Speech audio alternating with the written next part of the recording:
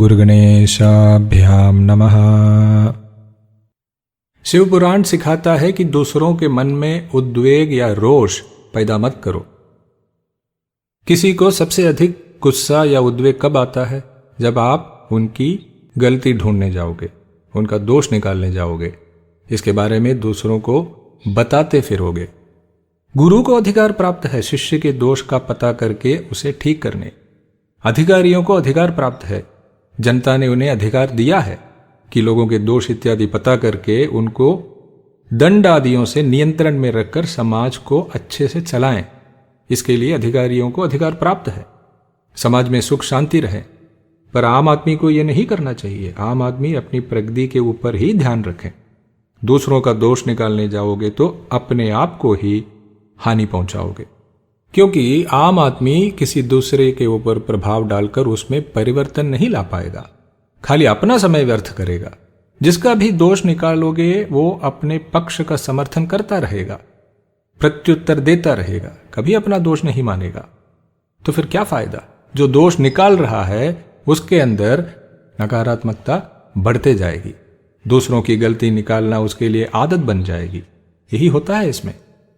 इसलिए आपको अगर विशेष रूप से अधिकार प्राप्त नहीं है तो दूसरों का दोष निकालने मत जाइए। यही कहता है शिव पुराण। गुरुजन भी, बुजुर्ग लोग भी जब समझाओगे तो प्यार से समझाइए, निंदात्मक मत बनिए। डराने से, सबके सामने नीचा दिखाने से परिवर्तन नहीं आएगा, सुधार नहीं आएगा, बदलाव नहीं आएगा। संध्या काल में उपासना करना बहुत ही जरूरी है। संध्या काल में अग्नि साधना जैसे अग्निहोत्र करने से आयु की वृद्धि और धन की प्राप्ति होती है। 3 प्रकार के यज्ञ हैं, अग्नि यज्ञ, देव यज्ञ और ब्रह्म यज्ञ। अग्नि यज्ञ में सुबह और शाम को अग्निदेव को आहुति दी जाती है। दिन में अग्नि सूर्य के साथ मिल जाने से दोनों एक साथ जुड़ जाते हैं।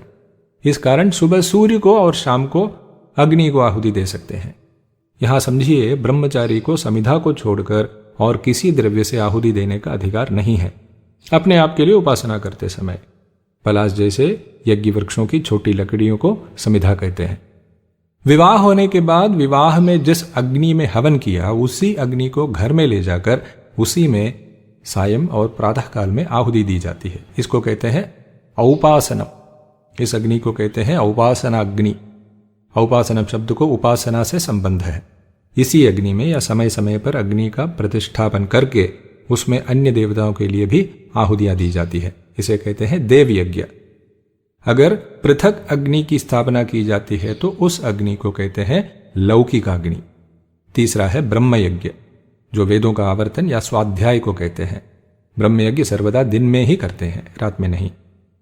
अग्नि के माध्यम से देवों की आराधना है देव यज्ञ। देवों की आराधना के लिए और भी तरीके हैं, इसे हम आगे देखेंगे। शिवाय नमः।